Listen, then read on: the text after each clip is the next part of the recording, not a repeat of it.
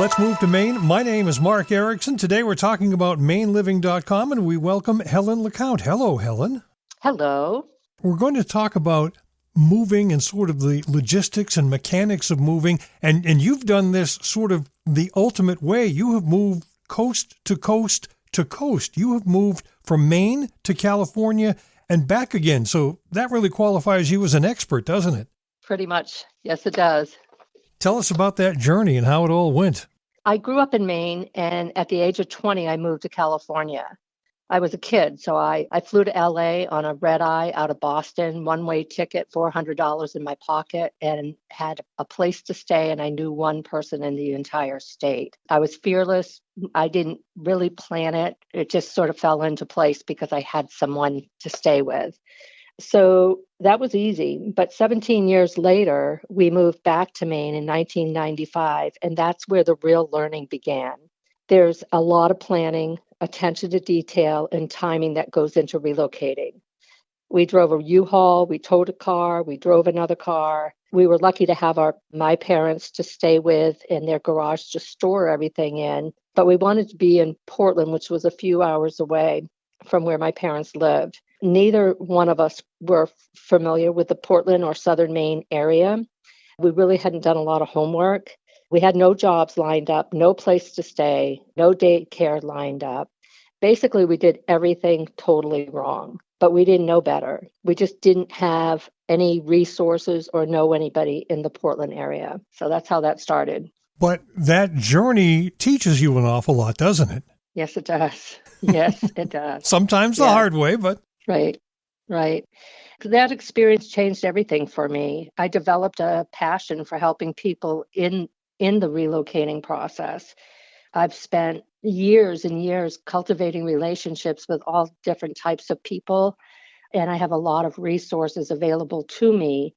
So I consider myself a great resource for anybody that may be considering moving to Maine, and it all starts with just a simple conversation. When you moved back to Maine, that's when your real estate career really started, right? Yeah, so my entire career in California was all in professional outside sales. I was always out and about and meeting people. I loved problem solving, coming up with strategies, contract negotiations, great customer service, and closing deals. When we moved to Maine, we didn't know anybody and we didn't know better. I was able to get an office job. And that was okay, but I quickly realized that I craved meeting people and just having the freedom of being in that capacity. So I got my real estate license, and I was so happy being back in Maine. And I loved the homes here, the farmhouses, the beautiful antique homes, all the variety that we have here. I just knew my purpose was to help people by combining all of the talent and experience that came with being a professional real estate agent. I was really good at what I did, and my business took off, and I've never looked back, and I'm still going strong. One of the great things about Maine is it's really a lot of different places. Back in my radio days, I spent time working in Augusta, I spent time working in Lewiston, Auburn, and I spent time working in Portland, and those are three very different places. Very different, yes. Yeah, we have 16 counties in the state of Maine, and we cover a lot of territory in the state, and the counties are very, very unique. So it's important for people to look at everything in making their decisions about where do they want to be. And of course, the unique thing about Portland is the fact that there's a coastline there. And while that's a beautiful and wonderful thing, it can also be a very pricey thing, can't it? Very, yes. Yeah, COVID taught everybody that they could work from home. And so in July of 2020, it was like the floodgates opened up. And we just saw this explosion of people coming in from all over to Maine. And that attributed to the appreciation that we've experienced here in the greater Portland and southern Maine.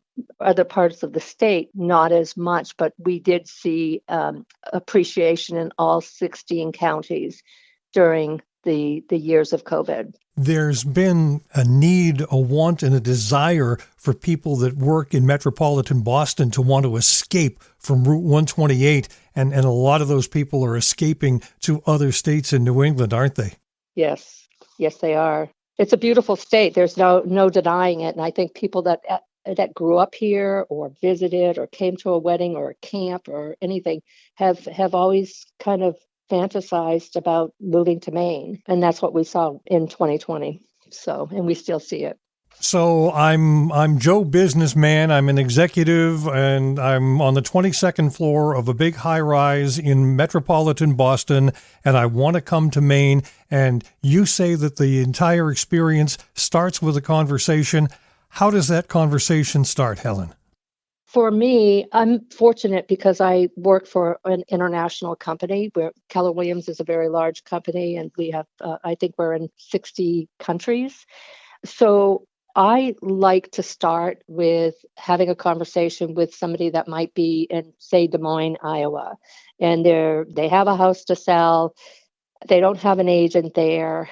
They're looking to move to Augusta, Maine, for example. I like to refer them to a top agent in the Des Moines, Iowa area. I'll vet them and I'll know that they're going to be the right agent to be able to get this person's home on the market, give them the right advice, the right tips to get their home ready. And it gives me a relationship with this agent to keep informed as the home there is on the market and is starting to get activity, and when it goes under contract, so I can start the timeline of that family or person or people coming from that area into Maine and be able to sort of execute the timing in a much more consistent way than just having somebody show up that just sold their house or their deal fell apart because they didn't have the right agent or something. What do they need to know about moving to Maine? What do they need to prepare for in the state of Maine before they get there? There's a lot. I mean, they need to understand things like, what does the job situation look like? Are they relocating with an existing job and they're moving here to be living here remotely? Or are they going to be looking for work? There are a number of things. They need to be looking at the job situation, where they want to live, what are some determining factors of why they're selecting where they're going to be. Do they have medical needs? If they have medical needs, they may want to consider being closer to any of the medical centers. Are they going to be flying for their work? Where are the closest airports? And if they have kids, they're going to want to be looking at what's the most important thing that they want to see for the schools. And if they're working remotely, they better be checking on the internet connectivity for where they're going to as well. Absolutely. Yes. Yes. Good point. So you've got sort of this checklist of, if this is the goal, here are some of the things that you need to start looking at. And it becomes sort of a logistic challenge, doesn't it? It does. It's a lot. I try to encourage people to take a trip to Maine. Even I've had people fly in. I've picked them up at the airport. I've given them a tour of the area. I've looked at some properties with them just to sort of get an idea about what it is that they're looking for, because they may fly back out on Sunday and the perfect property comes back the following week. I need to know what their hot buttons are and what's going to be the best fit for them to have the courage to call them up and say, I just found it. You need to be on the next flight. When can I pick you up? And sometimes that's how it happens. And you mentioned in your example of someone in Des Moines, Iowa, that you would use an agent in Des Moines, Iowa. The fact that agent is local to that particular area is key. And I would imagine the reverse is true. When someone is coming to Maine, they want to talk to somebody like you about the real estate. They want to find a lender in Maine to talk about the money and some other local folks, right? Yes. Definitely. And that's a big thing. Let me just kind of break it down. So there are 4 regions in the United States. 3 of the regions right now are in buyers markets. That means that there are more homes on the market than there are buyers for those homes. The fourth region is the Northeast, which we are part of. That region is still in a seller's market, which means there are more buyers than there is existing inventory. We are still seeing multiple offers if properties are priced and marketed correctly. The first thing as an agent that I look at, if I'm looking at multiple offers for a seller client, is who is the lender? Who has attached the pre-approval with a local lender with their offer? If they're an out-of-state lender, an internet lender, or something that we don't know or we're not familiar with, we don't know what kind of performance we can expect from that lender. When we know it's a local lender, we have a proven track record of doing real estate transactions and having them finance the transactions. And we can bank on that lender getting the transaction to the finish line. And that's what it's all about. So where is the market at as far as types of sales that you're seeing or those trends? Are we talking about single-family homes, multifamily homes, condos? Are we talking about land for new builds? What's going on out there right now? Well, single families are always going to be in demand. Condo markets, there is some discussion where the financing for condos is going to be a little bit more strict, I believe, starting in August. That's fairly recent. The luxury end of the market has not really taken a back seat at all. We still have people coming in and a lot of them paying cash for, multi-million-dollar homes on the ocean or on the lakes and whatnot. Multis they're coming down price-wise a little bit. It used to be that the general rule of thumb was like a 100,000 per unit, and it made sense for somebody to live in one unit and rent out the other 2 or 3 units where the rents would pay the mortgage. And that's gotten really skewed. We just don't have the kind of inventory in Maine that a lot of other states does have. We've had some pauses with 9/11, then with 2008, and then COVID, and then with tariffs and delays and so forth. It used to be a builder would build a spec home and people would just come and see the spec home and buy it and off they go. But now most builders are not building spec homes, they're building only custom homes. There aren't a lot of good deals for the people that want to flip. There's not enough margin for most of the flippers that are out there. So if the folks that are buying homes these days are people that are going to live in these homes, they're not buying them as investments or quick turnarounds.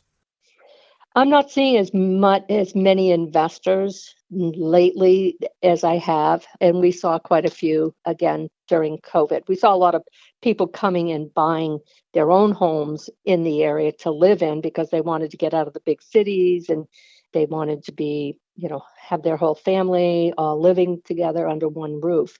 But then you did have investors that were coming and buying up Maine property. And that was all part of the craziness of the COVID years. You'd mentioned that you'd seen people coming in and paying cash for some high-end properties. I'm going to go out on a limb and say probably those folks were older demographics, people that had a lot of cash lying around and were able to do that. Would that be a fair assumption? Yeah, I'd say older, meaning 50s, 60s, in that range. I'm seeing families collectively buy properties so that they're sharing an investment where they're all going to be taking turns at different times living in this luxury property, and or when they're not here, they may be interested in doing Airbnb or doing some short-term rentals. So we'll call those seasoned buyers. What about the other end of the spectrum? How do you deal with young buyers? Because buying a house is a big, gangly, complicated process. What's the treatment and your recommendations for maybe a first-time home buyer, and how do you handle those folks? Yeah, that's a good question. What I see with a lot of the first-time home buyers that they need to get educated. They need to understand what the process looks like. And most importantly, they need to know what are the expenses that are going to occur while buying a home. Some first-time home buyers are not prepared to actually buy. They might have a small down payment or maybe no down payment, which might get them into a home, but they're kind of scrambling a little bit if they don't have money for an appraisal, an inspection, their closing costs if the seller's not going to be paying closing costs. They need to understand that it's going to cost them money to get into a home, but it's going to cost money once they own the home. They need to be prepared for any unforeseen situations that might come up. A year, 2 years down the line, their heating system might fail, or something happens to their appliances and they need Hmm. to scurry and buy appliances. So a lot of times I see family kind of kicking in to help out, but not everybody has that luxury, that ability. But the average home market, I mean, in the greater Portland, in the southern Maine area, it is pricey, and a lot of the first-time home buyers are migrating into more rural areas where they might have a longer commute, but they're able to afford their first home.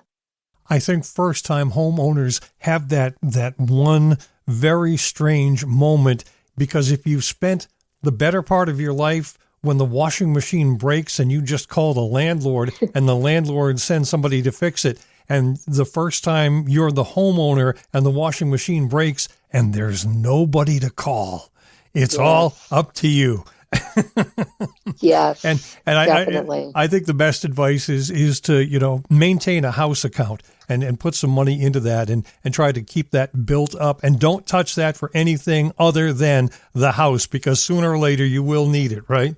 Exactly. I try to coach the first-time home buyers to try to squirrel whatever they can away, and whether it's a $3,000, $5,000 fund, so that every year, if the property does need some work, every year they're putting that money into new windows or painting or whatever it is that they need, because they're just investing in their home. That's a big obstacle. Like you mentioned earlier, people that are renting might be paying $2,000 a month and their mortgage payment is $2,200, and they need to understand that they might be spending more in the short term per month by owning a home, but there are so many more advantages by owning a home versus paying a landlord's mortgage for them. If somebody is thinking right now about moving to the state of Maine, other than, of course, calling you, what should they be thinking about doing? What should they be ready to do right away? I would say do your homework, start researching the state of Maine. We have a lot to offer, but we have some areas that are very, very rural, and you kind of need to figure out what are home prices in the different counties looking like, and what type of needs do you have that would put you into an area that you need to be closer to a commuting distance to your new job, or to the airport, or to the medical center. I can educate people on Maine, but it's really going to be up to the listener or the person who's thinking about moving to Maine, and do more homework, which we didn't do when we made our move in 1995. If there's no geographic specific reason for someone, if they're moving and they're going to work remotely and they don't have to be in a particular town, city, or county for any reason, what would be your favorite part of the state to move somebody to?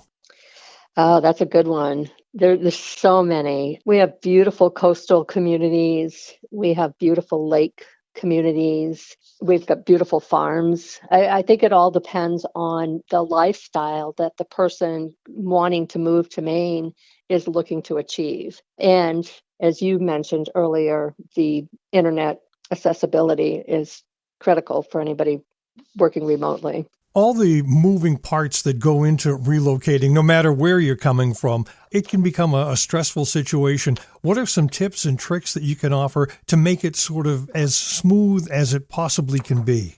I think it will come down to planning, proper planning. Figure out the timing for when you want to make your move. April, May, June are our busiest months. It's the spring market. Everybody that is looking to buy wants to buy. They want to buy now. They want to close in July. They want to take their vacation. And then in August, they want to get their kids, if they've got kids, into the schools, and they're all set. Then you have September, October, where you have the people coming in that are looking to buy the lake properties, the coastal community properties, where it's a property that's been in the family for years and years and years, and it's finally time to sell. They want to sell before winter comes. So there's that window. So you kind of have to have a sense of what's going on in your real estate market, whether you're in another spot in Maine or you're in Massachusetts, for example.